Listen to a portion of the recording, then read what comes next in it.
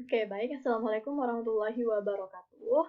Selamat siang. Perkenalkan, saya Septi Utari.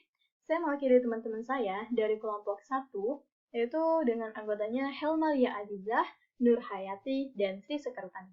Oke, baik. Di sini saya akan menjelaskan bagaimana sih penyelesaian program linear metode simplex dengan menggunakan aplikasi Microsoft Word Excel. Oke, langsung saja. Di sini istilahnya yaitu dengan istilah solver Excel.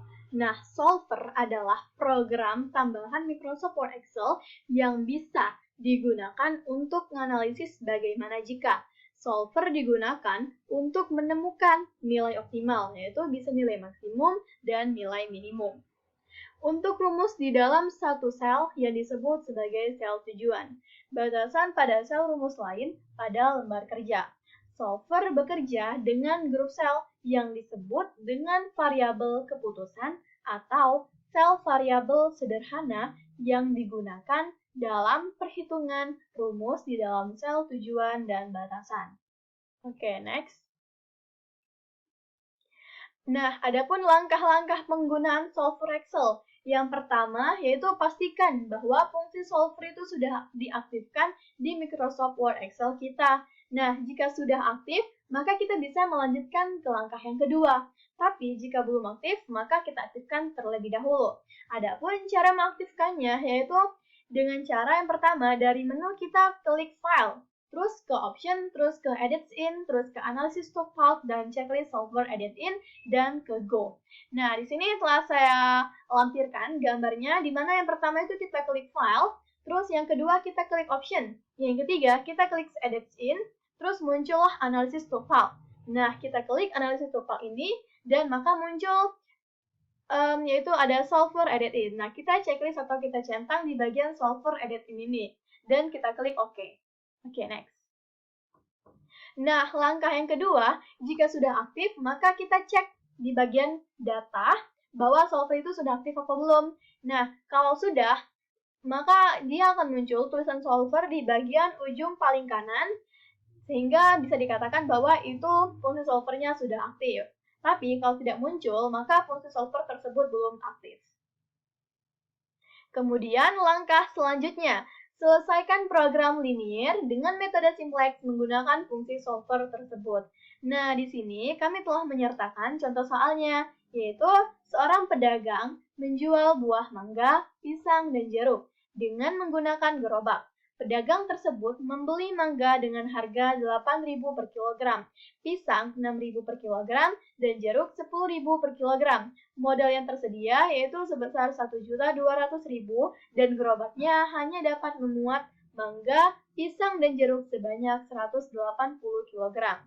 Nah, jika harga jual mangganya sebesar 9.200 per kilogram, pisang 7.000 per kilogram, dan jeruk 11.500 per kilogram, maka berapa sih laba maksimum yang diperoleh? Adapun penyelesaiannya, yaitu yang pertama, kita tentukan terlebih dahulu fungsi tujuannya, di mana di sini laba penjualan buah mangga yaitu sebesar 9.200 dikurang 8.000, maka sama dengan 1.200. Laba penjualan buah pisang yaitu 7.000 dikurang 6.000, yaitu sama dengan 1.000. Terus laba penjualan buah jeruk 11.500 dikurang 10.000 sama dengan 1.500. Kemudian kita cari formulasi linear programmingnya, di mana kita misalkan bahwa variabel A itu dengan mangga, variabel B itu pisang, dan variabel C itu jeruk. Maka kita akan menemukan Z maksimalnya atau Z maksimumnya itu 1.200A plus 1.000B plus 1.500C. Sehingga fungsi batasannya yaitu 8.000A plus 6.000B plus 10.000C kurang lebih atau sama dengan 1.200.000. Terus A plus B plus C kurang lebih atau sama dengan 180. Next. Nah, setelah kita mencari fungsi tujuan, fungsi batasan, dan Z maksimalnya, kita buka aplikasi Microsoft Word Excel, di mana fungsi solvernya itu sudah harus diaktifkan. Kemudian kita buat tabel seperti yang telah saya lampirkan. Nah, jika teman-teman ingin mencoba membuat tabel tersebut, itu tidak harus persis sama seperti saya, tapi bisa disesuaikan dengan kebutuhan kalian. Oke, jadi di sini intinya yaitu untuk variabel A, B, C-nya itu dipisah dengan variabel jumlah buahnya. Terus juga dipisah dengan batasannya, juga dipisah dengan modal dan kapasitas gerobaknya. Oke, di sini ada variabel A, B, dan C, di mana mereka sebagai basis variabel buah. Terus ada jumlah buah. Nah, di sini berwarna kuning, tabel yang berwarna kuning, itulah yang harus kita cari. Tapi itu akan dijelaskan di langkah selanjutnya, di mana warna kuning ini yaitu sebagai baris banyak buah yang harus dibeli. Terus batasannya atau maksimalnya, di mana modalnya itu sebesar 1.200.000 dan kapasitas gerobaknya itu sebanyak 180 kg. Di mana di sini ada tabel berwarna biru, itulah yang akan kita cari nanti, dan inilah yang akan menjadi fungsi batasan yang pertama dan fungsi sebagai batasan yang kedua. Di sini variabel A-nya 1 untuk kapasitas gerobaknya, yang B-nya juga 1, yang C-nya juga 1 sebagai fungsi batasan yang kedua. Terus, kita buat lagi tabel di bawahnya, yaitu yang berisi laba per buah, total laba setiap buah, dan total laba. Dan untuk yang laba per buah, kita isi untuk tabel A yaitu sebesar 1.200, untuk tabel B sebesar 1.000, dan untuk tabel C sebesar 1.500.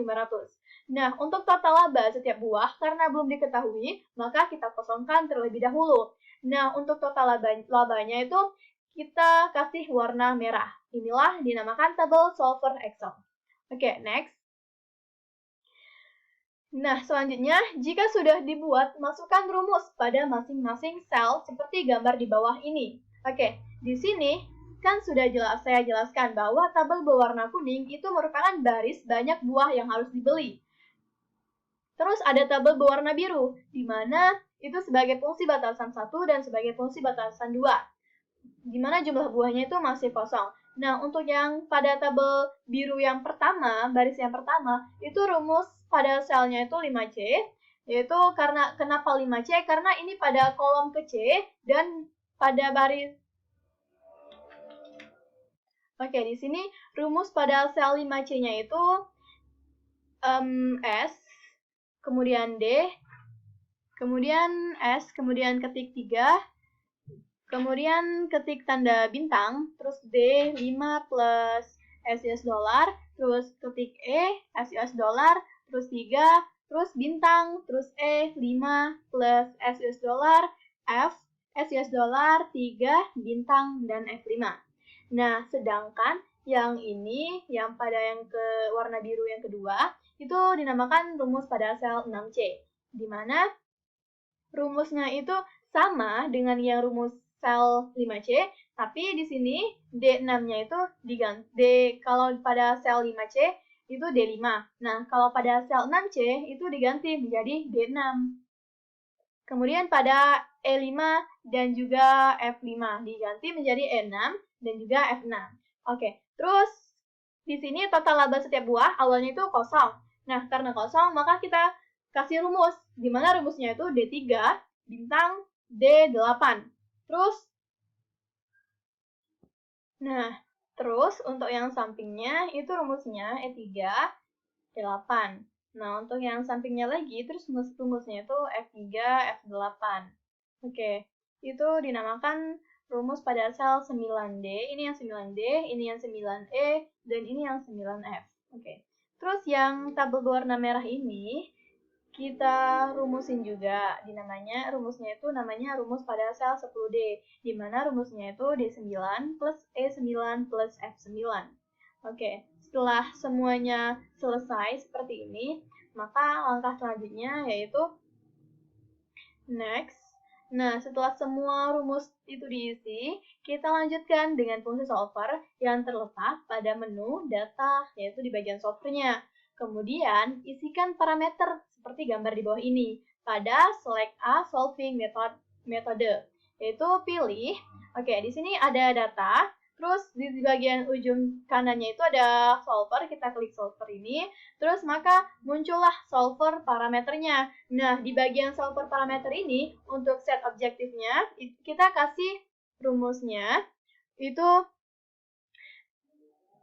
SD S10. Terus, ini kita klik maksimal. Setelah kita klik ini, Terus langkah ketiganya itu untuk tabel yang berwarna kuning ini, kita kasih rumus seperti pada di gambar. Nah, kemudian kita klik add, terus muncullah add constraint. Di mana add constraint-nya itu cell reference-nya itu kita klik seperti ini, terus constraint-nya itu juga kita klik seperti pada gambar.